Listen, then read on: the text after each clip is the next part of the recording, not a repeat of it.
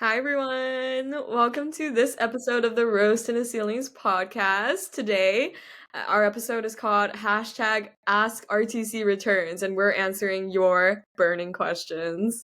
Guys, you're in for a real treat because this is our favorite segment to do is asking you guys for questions and answering them because you guys are so fun. You guys are so entertaining. It's not like we're laughing at you, we're laughing with you, you know what I mean? So we took all your questions, we took the burning ones, and we're just gonna go through, give our thoughts, our takes, our opinions. Don't take this as medical advice, whatever they say, but just tune in. We're starting off with a fun one. How long is too long to still be stalking your ex's Spotify?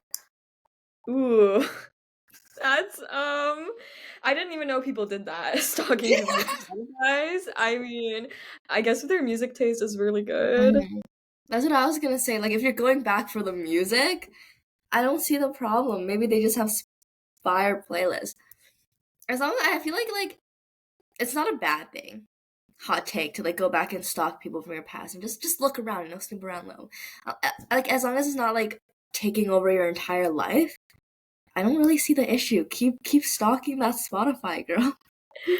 I agree. I mean, I feel like music, it just brings you back. It has certain emotions and feelings attached to it, and I think it's kind of beautiful how you can listen to a song from 5 years ago that you used to listen to every day, and suddenly you're transported back to that time. I kind of love that. It is, yeah. So our next question is a little bit more serious. Is it possible to get closure without a conversation? Oh no. That's my answer. I'm putting it all on no. Because well, I think I don't know. I just think like for myself, and I know a lot of my other girlies, we like to replay scenarios over and over in your head. You're like, oh, what if this? What if this? What if this? What if this? And you're always gonna kind of do that unless you have like a very clear no. This is the one answer. So and you can't really get that without a conversation. So to me, the answer is no. You cannot get closure without a conversation. I like it. I mean, I think the question itself is a little bit vague. I want to know what we're getting closure to. But I do agree. A lot of times the answer comes in dialogue, it comes in conversation, and it's definitely good to talk it out. I think it's not that you need closure to necessarily move on, though. Like, even if you don't get that distinct, like, this is what's happening, you can still, there are other ways where you can move forward with your life. So, while I do think you can't get closure that easily, it's not as important as people say it is to me.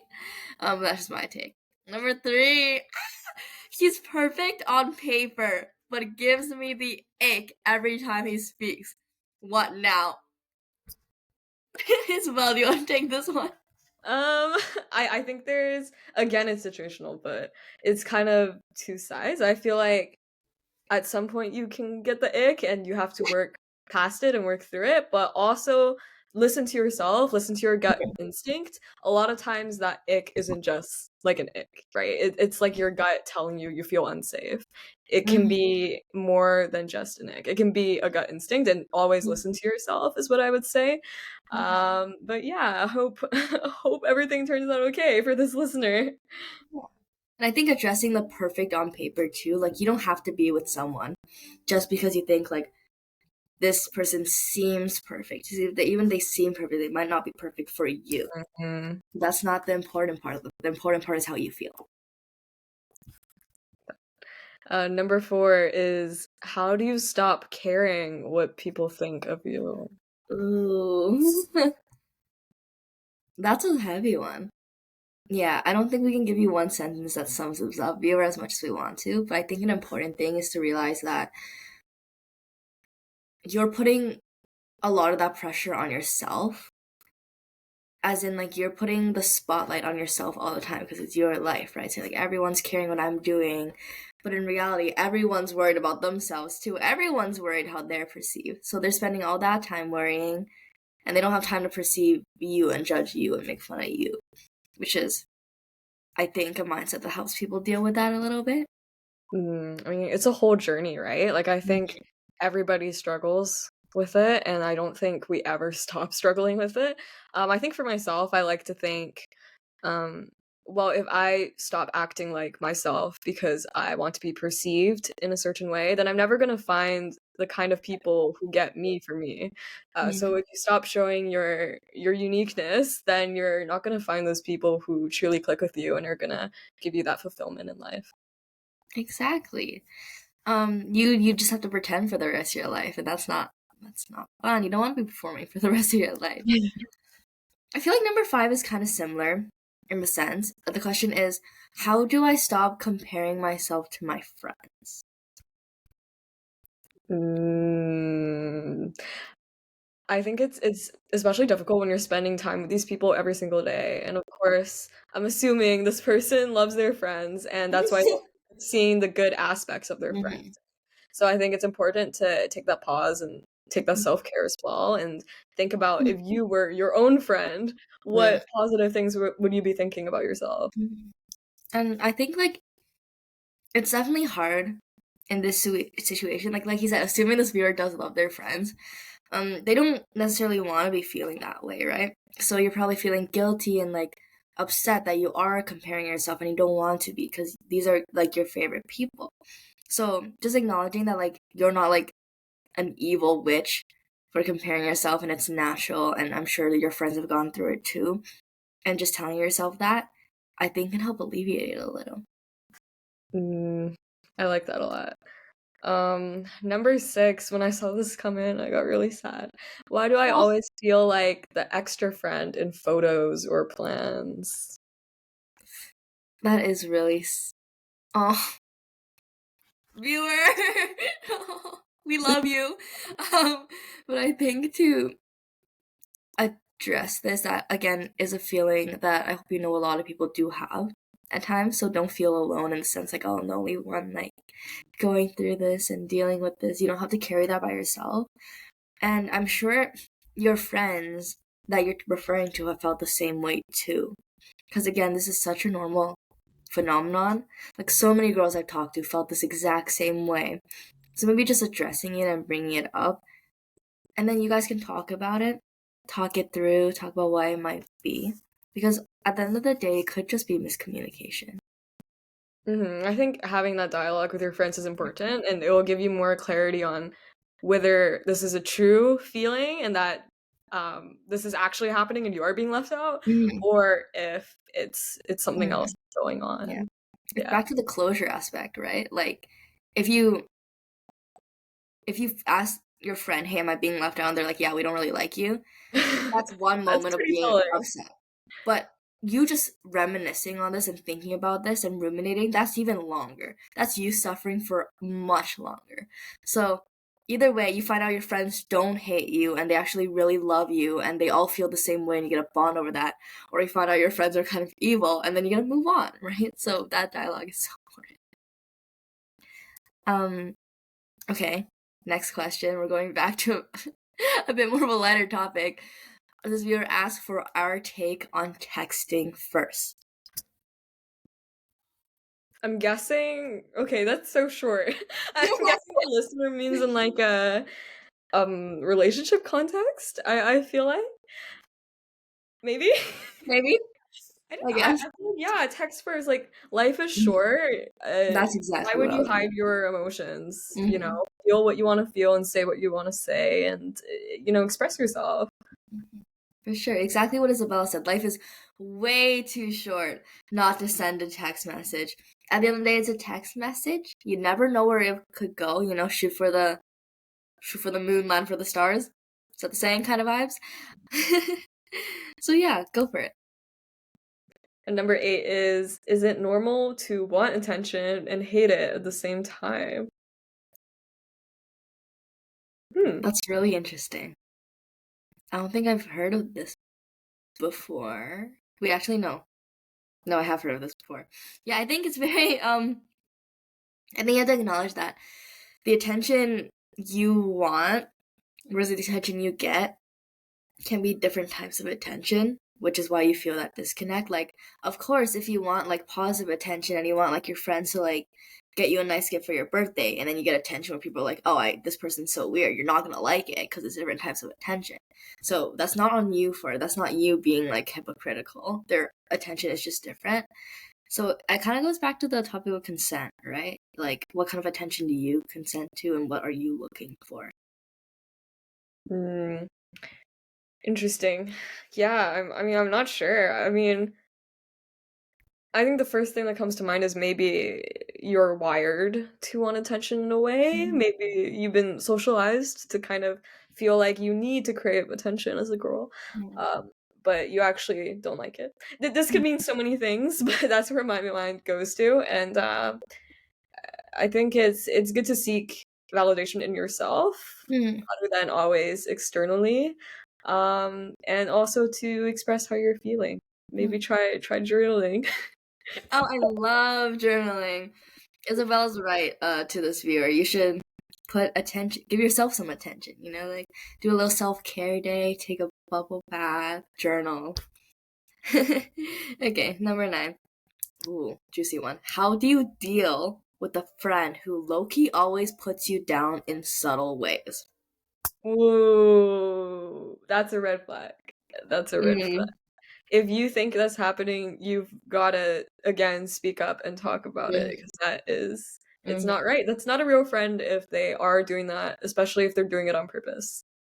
Exactly. And even in the case where it might not be on purpose, if they genuinely don't know what's happening, if you don't talk about it, then you start to resent this person, right? So either way, if they're putting you down or if you're resenting them, this friendship's not gonna it's not Mhm. gonna work, right? There's We something talk wrong. about this idea a lot too, like the idea of women in competition. We talk Mm-hmm. about it so much on this podcast, and I feel like a lot of times girls might end up doing this because that it's deep rooted in us and that we Mm-hmm. are told we have to compete or we have to be the best and only girl in the room. So even starting that dialogue about it might help your friend be able Mm-hmm. to overcome that Yeah. internalized Mm-hmm. misogyny that could be a root. It's could be. I don't Send know them, what you suggest. send them the rose tinted ceilings episodes, maybe they'll help them learn. Yeah, that's the solution to all these questions, actually. Yeah. Okay, our next question is how do I stop being the therapist friend? This is a really good question because I know a lot of people suffer with this in the same way, where they're like, oh, I want to be there for my friends. I really do. I care for them. I love them. But I can't keep doing all like dealing with all this negativity and this energy and this needing to be there all the time. So just so you know, viewer, like we understand, like it is a very tough situation that you're in. I think you have to take that step back if it's harming you. To the point where you're asking a question on Ask RTC. Clearly, this is something that you've been considering and thinking about. So if it's been bugging you to that extent, take a step back. It doesn't have to be like you're texting them like, oh, I don't want to hear about this anymore. Maybe put your phone on do not disturb for a bit and be like, or maybe this day I'm not gonna check text messages. I'm gonna work on my hobbies, giving yourself some time. Yeah, I agree with that 100%. Like I am so much of an empath. So I definitely feel this. Like you feel what other people feel, and that's why people feel safe coming to you, right? But I can get like the burnout aspect as well, which is probably what this listener is going through. Mm. So yeah, like Maggie said, take a step back, focus on yourself and listen to yourself, listen to your body, and ensure that you're staying well. Oh. Because being the therapist friend does take a toll on you. Like every real therapist has a therapist for a reason, right? So don't take that burden if you don't have to. Next one. Huh, this one has some juice to it too. My friend is flirting with the guy I said quotations used to like. Am I allowed to be mad? Ooh, interesting. Interesting. I think especially if you and that friend said you weren't going to do that, then there's like a breach of trust. There's something you got to talk about here, right? But I think too, like maybe the quotation marks on used to like is saying they still like this person. Ooh. That makes it more complicated. Oh, I didn't get that connotation. So, Oh yeah, that makes it a lot worse. I think talk to this friend, Mhm. especially if there's some like malicious intent here, Mhm. like if this is happening Mhm. because they are trying to one up you or get back at you. I don't know. Just trying to make sure this Mhm. friendship is what you are Think it valuing it is. as. Yeah. At the end of the day, a good, strong friendship is never going to be thrown out over a guy. It should never be thrown out over a guy. Guys, stop ending your friendships over guys. That's our RTC advice. That's not advice, that's us begging you. And if this friend is someone who is willing to throw away your friendship for a guy, is that really a friend you want to have? Hmm. I agree. Yeah. Decenter the men. Decenter the man. Okay, our next question is, how do I know if I like someone or just the idea of someone? That's juicy. I don't know how to answer that. You stumped me. Because, yeah, I can see why it would be hard to separate the two. Maybe, oh, this is gonna sound so bad. Maybe let's write up a little pros and cons list. Let's do a little SWOT analysis. Do you have We any do this. better pieces of advice, Isabella? I mean, I think I'm victim to this. I can relate to this listener. I'm a big daydreamer, a big romanticizer. I do this in every aspect of life. So I think separating the idea and separating someone. I think it's self-awareness, like recognizing when you're thinking more of like what Mm. your fantasy is or what your idea is, and how this person actually acts, and really really paying attention to those cues. I think that's important. Maybe making a list of like things this person has done and like things that you think they've done, because then you'll be like, oh, there's actually like there's a giant discrepancy here. Yeah, I think taking the time to kind of get past that as well, and the more time you spend, the more you'll be able to hopefully Mhm. make that differentiation. Okay. um Our next one is, how do you deal when your best friend becomes a relationship girl? Ooh. I think what they're saying, Isabel, you look like you hesitated a bit there. deal with, right, like It's when they're like, it's when I think this video is talking about when like your best friend gets in a relationship and suddenly everything is about like the relationship. mm, I think setting boundaries is the biggest thing. It Mm. always comes back to that dialogue. Like I feel like that's kind of been the theme in this episode. But I think definitely letting them know that you feel neglected and that you feel like they're like your relationship has been kind of Mm. pushed to the side because of this new relationship. And I think letting your friend know that is a good idea. Um and to ensure that, your friendship is still being maintained and that that effort is still there. Yeah. I think good relationships, especially female friendships, are worth fighting for and are worth putting the effort in to fight for. So I think you should just be like, hey, like, what's going on? Yes, I agree. Um, our last question for Oh, today. last one. I feel like everyone has a thing except me. How do I find mine? I think that's the very classic identity crisis that we all go through. Maybe it's a little too late in the night, or maybe something happened and you're like, oh, who am I really? But I think just emphasizing that you don't necessarily need a thing. You're a human being. You're not like a character in the film where you have like an archetype to play, you have a role to play. You are a person. You're allowed to be multifaceted. For example, we interview a lot of different people in this podcast, and we interview them because they have a thing, an industry they have a lot of experience in, a topic they're really passionate about.